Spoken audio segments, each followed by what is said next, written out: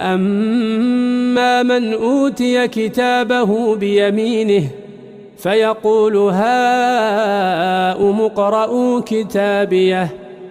إني ظننت أني ملاق حسابيه فهو في عيشة راضية في جنة عالية قطوفها دانية كلوا واشربوا هنيئا بما أسلفتم في الأيام الخالية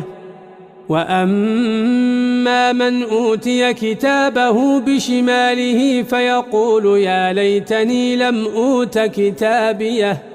ولم أدر ما حسابيه يا ليتها كانت القاضية ما أغنى عني ماليه